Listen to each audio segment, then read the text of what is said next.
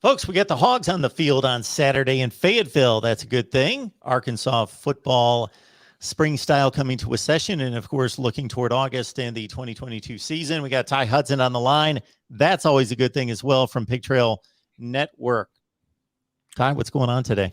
Yo, Mark, how you doing, my man? I'm good. How are you doing? Good. I'm doing good. I'm doing fantastic. So much so, I even threw on a button-up shirt for you, Mark. I wanted you to feel extra special. I don't do this often, and my listeners will tell you that. I'm usually in like a t-shirt and whatever. Sometimes sunglasses in the middle of the night when I do some late night Discord live shows. So this one's for you, buddy. It makes me feel bad that I didn't match it though. I'm digging the shirt there, though. I'm digging what you got going on there. Okay. That's not a bad look. All right. And I think it is a secondary Arkansas color, I believe. The kind of the charcoal dark gray. Well, yeah. No? Well, that's a hot topic among Hog fans. The anthracite. Yeah, you got to be careful. Some Hog fans absolutely hate it. But I've always kind of thought black should be splashed in there every once in a while. But I'm probably in the minority on that. All right. Well, let's look ahead to the spring game or whatever it fashions itself to be. Every coach takes his different approach. I don't know if it's been announced to the public what this spring session game skill display is going to look like, scrimmage/practice. Yeah. So it used to be called, it was the red-white scrimmage for years. And I think I've gone to just about every one of them in the last 20 years. And I used to go in high school and junior high with my dad back when Houston Nutt was here and even the Ford era, Danny Ford era. I can remember you could actually walk onto the practice field and you could watch the Razorbacks. I mean, if that tells you how old I am, I'm getting up there. I'm pushing 40. I know we've talked about that here before. I do still think you still look immaculate for someone. Let's just say you're in your 40s, Mark. Okay. Does that work out? That works for me. Absolutely, it does. I feel good about that. The Razorbacks have come a long ways. They don't do that anymore, which is such a bummer. Now everything's closed off, and I guess that's college football. I guess that's just the era that we're in now, and I've heard that it's not uncommon that's happening everywhere. So it's not just Arkansas, but yeah, it's not the red-white scrimmage this year. It's just going to be an open scrimmage. I don't know that Sam Pittman's given us a play count. I want to say usually it's like 100 and something play count. I don't know. This is going to be a little bit different. The cool thing is they're doing the festivities before. You're going to get to check out some hot rods, and they're going to have some inflatables for the kids to, the bouncy houses or whatever. They're going to have some stuff there. And I think they're going to have some food vendors as well there for the festivities. That starts at 8:00, and then 11:00, you'll have the kickoff for the scrimmage. All right. Well, for whatever it turns out to be, that's any kind of semblance of real football. Is there anything in particular you're looking for, whether that be a group of players or a unit? What are you hoping to see? Oh boy. Well, so there's a couple of spots. What is going on at left tackle? They talked about Luke Jones. Luke Jones was gonna go play left tackle, and now they're talking about him maybe he actually was an interior guy for the last couple of years. He kind of played interior. He was at Notre Dame for a year, and then he came back home. He's from Little Rock.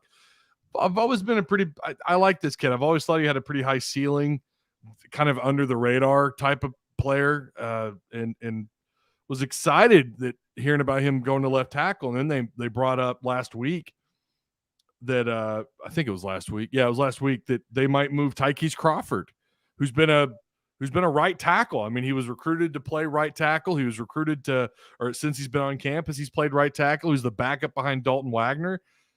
And they're talking about maybe moving him over there and having him play probably in a backup role, but then also moving some other guys over there. So I think there's some question marks, Mark, about tight end or about the left tackle. Tight end, I'm also curious about. we're not going to get to see Trey Knox. I don't believe. He's been sidelined because he had a concussion. You and I talked about that actually recently. He was in a car accident and he sustained a concussion. He hasn't participated in a little bit, so they're going to have Nathan Bax at tight end, I believe he's a walk-on unless he earned a scholarship. He's a little bit bigger. He's one of your bigger tight ends. He's actually a 255, a solid blocker, I've been told too, something I think they might be missing. But on offense, yeah, and then of course, sticking with offense rather, wide receivers, Jordan Hazelwood, this big-time former 5-star prospect from Oklahoma, transfers in. What is he going to look like? We've heard that Katron Jackson, a guy that I've also been excited about since Arkansas beat out Texas for his abilities. Arkansas beats out Texas for him. He comes in as a freshman. He kind of underwhelms, but I think he was having some injury issues. He's been lights out this spring camp. In fact, Kendall Briles talked to the media Monday, I think, or Sunday. Regardless, he talked to the media, and he said that he's the fastest. He would have been on last year's roster the way he's playing this year.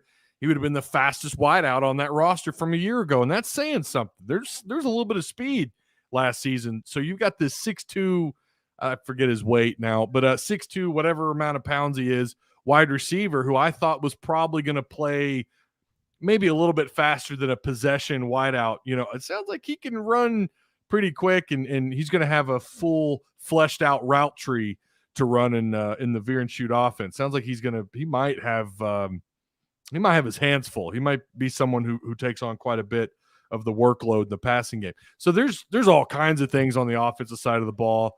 Of course, Malik Hornsby, how does he look, and what's the situation there behind him with some of the other quarterbacks. So yeah, there's a lot to look out for on the offensive side of the ball. On defense, defensive line, what does the front look like? Are they gonna move with a forefront, or we're gonna see multiples? I imagine we're gonna see multiple looks. They're gonna go. I think Sam Pittman said yesterday they're gonna go good on good. So, but I think it might be mixed up. There's, how this is. There's coaches. If you don't fully pay attention, you might miss something. And I'm pretty sure he said they're going to do good on good, but they may also do a little bit of a mix there. So what do they run with up front? What does the front 6, front 7 look like? What is Sanders and Poole? Are they going to be on the field a lot together? It is just a scrimmage. I get that. The secondary, he made a really interesting comment. Someone asked him about how do you feel about the defensive backs, and how confident are you in the depth there, and how what's that look like? And he said that he felt good enough that they could run. They're too deep at every position. Mark, that's saying a lot, because that was not the case. That's not been the case at Arkansas in a while. That you felt confident that you could go. You're too deep at every single spot, like confidently. And I think he was pretty confident when he said it. So that's it's 2 corners, your nickel back, and your 2 safeties. That's 5 players. And he made the comment actually 10 or 11 deep there. So that's a little bit more than 2+ that you can rotate. So yeah, a lot to look forward to. I'm obviously really excited about it. It's going to be a lot of fun. I'll be there. I'm sure some Hog fans, just like last year, I'm sure I'll get to meet and greet some folks. It's going to be a lot of fun. Looking forward to it. Really am. Ty Hudson here, breaking down the Hogs. We enjoy his conversation with us on a regular basis as much as we can get Ty over here. Catch him on Pig Trail Network, of course. Ty had mentioned to me before we started to record that there are 3 open scholarships, open spots, yes, on the roster. So there's some, the management of these rosters with the transfer portal being what it is has become a complicated mess for most of these coaches. So most of them are overstocked and having to have difficult conversations with guys. This seems to be a decent situation to be in if they want to supplement with the transfer portal. Yeah, it's I envy you. I really do. I don't know how you keep up with all these. And when people ask you, well, how many spots does Michigan or Ohio State or Iowa? I don't know how you do it, man. I have a hard time with Arkansas, just trying to figure out, well, how many spots do they have? I think it's 2. No, wait, I think it's 1. And my chat was telling me the other day, they're like, no, Ty, I think it's 3. And I'm like, but how is that? They just picked up the Georgia Tech defensive end. who's going to be big time, by the way. I can't wait to see him. He's not present though, so we won't see him during spring, but we'll see him in fall camp. But so how on earth, where's this coming from? How much room do they really have? Sam Pittman made it clear that they have 3 spots open. And that's pretty important. And like you and I said before we started recording, there's going to be some action. And I'm, we're really kind of, for someone who only covers one team, I am dying for some good news, for some good content here, and some breaking news. I think we might get something next week. I've kind of heard some rumblings. There could be something going down next week, possibly, or the following weeks after that. We'll see what that is and if it materializes or not. But Arkansas definitely not done in the portal with those 3 spots. I'm pretty sure, they want to run multiple fronts or multiple front up, up on the line of scrimmage. They want to play with a 4 and a 3-man front. They don't have the depth, Mark, to run like a nickel-based defense. They don't have the depth at defensive tackle, because looking at that roster, they have 4 guys at 300 pounds or close to it, right? Torrin Carter, who's 298. Really excited about him, by the way. He's had a big-time spring. Really, the whole defensive line has been really impressive.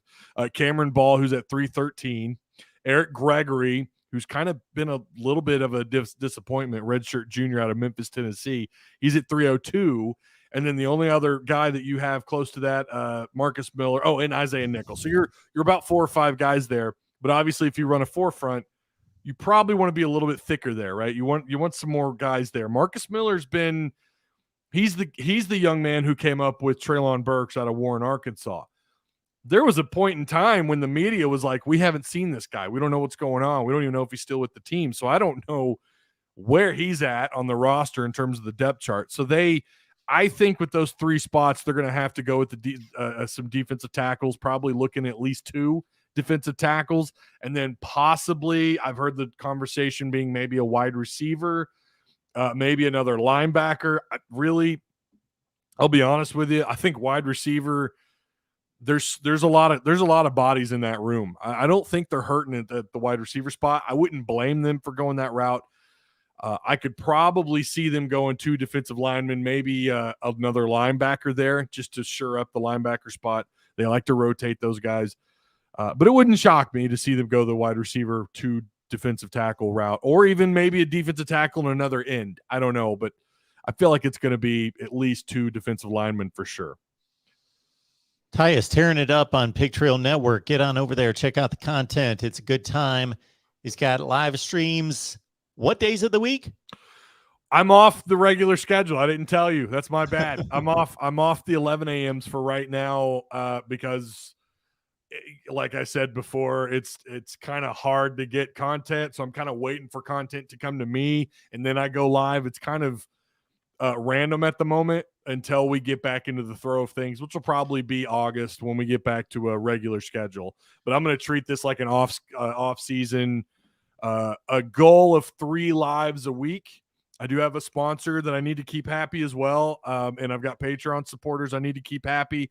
So I'm doing my best to, pump as much content as I can when I find it, and keeping those guys happy on Discord as well. So yeah, I'm trying my best to keep it at 3 shows a week. They're just going to be random. I had one Wednesday night, like at, I think 5:30 p.m. instead of 11 a.m., which I was doing. So yeah, it's random at the moment, but when I get back on schedule, you'll probably be the first person I tell, Mark. So from a guy that doesn't have a schedule, a live stream schedule set on the national network, on the national channel, my all-encompassing channel, I can't get on you because I can't keep up with a specific schedule there either. So, all right, that makes it imperative to get on over there and subscribe, hit the bell for the notifications to know when Ty is going live. That's right. All right, Ty, we appreciate it. You have a big time on Saturday. Yeah, I'm looking forward to it, Mark. It's going to be fun.